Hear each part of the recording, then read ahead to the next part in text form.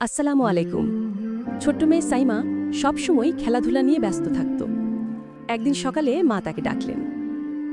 মা বললেন, সাইমা, একটু পানি এনে দেবে? সাইমা বলল, আমি কেন করব? মা মুচকি হেসে বললেন, মা জানো, আমরা যদি ছোট ছোট ভালো কাজও আল্লাহর জন্য করি তাহলে তাতে সওয়াব পাওয়া যায়। যেমন মাকে সাহায্য করা, খেলনা ঠিক জায়গায় রাখা, কাউকে হাসি দেওয়া, সবই সওয়াবের কাজ হতে পারে যদি নিয়ত ঠিক থাকে। সাইমা বলল, মানে আমি যদি পানি এনে দিই তাহলে আল্লাহ আমাকে সওয়াব দেবে? মা বললেন, হ্যাঁ মা, শুধু বলবে আমি আল্লাহর জন্য ভালো কাজ করছি। সাইমা খুশি হয়ে দৌড়ে গেল পানি আনতে।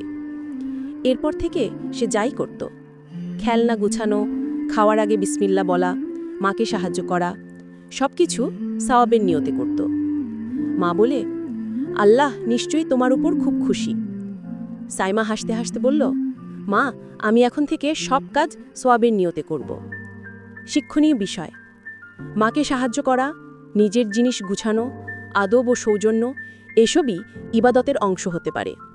নিয়ত ঠিক থাকলে সাধারণ কাজও আল্লাহর কাছে গ্রহণযোগ্য হয়।